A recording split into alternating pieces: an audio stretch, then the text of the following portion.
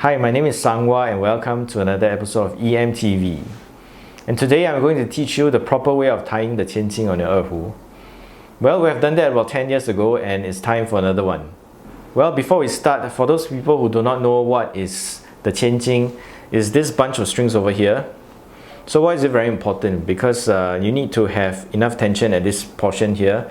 So if you do not have enough tension, when you pull the open strings, you might get different pitches, and sometimes you might hear some cackling noise if the Qianjin is not in tip-top condition. So when do you need to change the Qianjin? Okay, you can look at it, and if it looks a little bit loose, it's time to change it, or if it looks a bit worn out, and in some cases you might see that the Qianjin around here is only left with around like 1-2 strands of string that wraps around your erhu strings, then you know that it's time to change the Qianjin. Okay, first, before you tie the Qianjin, there are a few things that you need to take note of.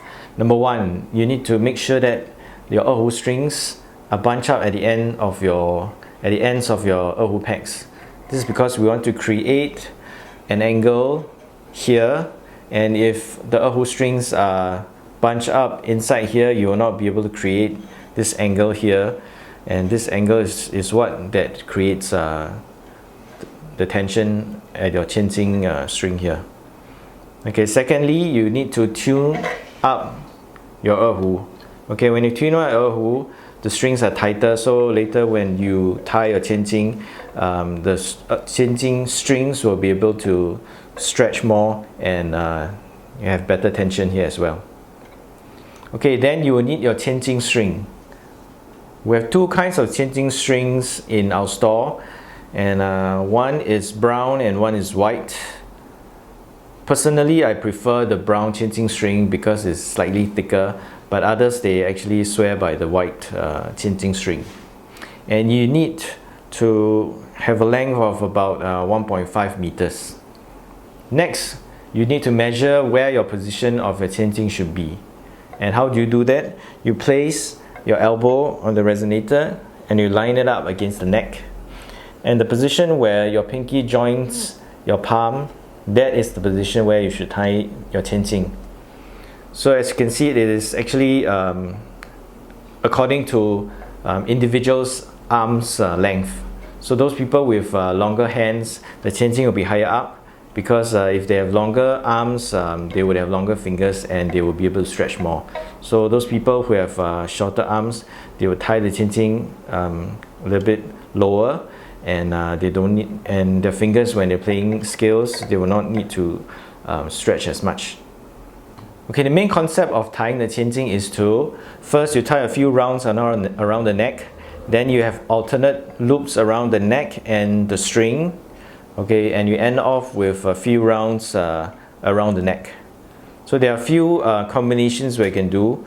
Some suggested 3, 5, 3. That means 3 rounds around the neck, followed by 5 sets of loops around the string and the neck, and you will end off by maybe 3 sets around the neck. Or you can do a combination of 2, 5, 4. Okay, so if you are going to tie for zhonghu, because zhonghu has thicker strings, you might want to do more loops around in the middle around the strings. So you can do like 3, 7, 3 or 2, 7, 4. So with that in mind, let's tie the Qianjin now. Alright, we have established the position of the Qianjin as this part here. So what you need to do now is you take your Qianjin string and you form a loop. Okay, and you place it on the neck here like this. Okay, can you see it? Okay, you hold it here. And why do you need to do this? You'll know at the end of the video. But essentially, all your loops around the neck needs to go over this loop. So for the purpose of this demonstration, we will do 3, 5, 3.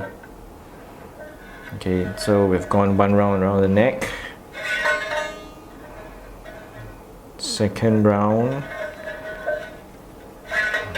or the third round. Okay, make sure to pull it tightly. Okay, we want it to be tight. Okay, then you go around the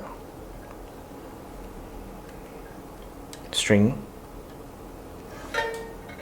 and you go around the neck. Okay. And go around the string here again. Okay. And go around you're going to go around the neck. Before you do that, you might want to adjust this distance here. Okay, this distance is very important. If it is too wide, you will not have enough tension here and it's very difficult to play. And if it's too tight, the tone of your erhu will be affected. Okay, so the recommended length would be maybe the width of your thumb. Okay, so you can adjust it by pulling and pressing this down.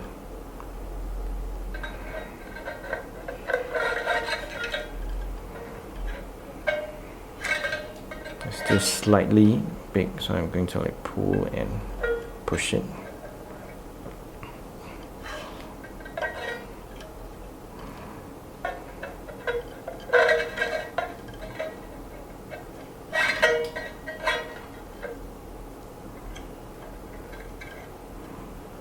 So I've done about 3 loops here.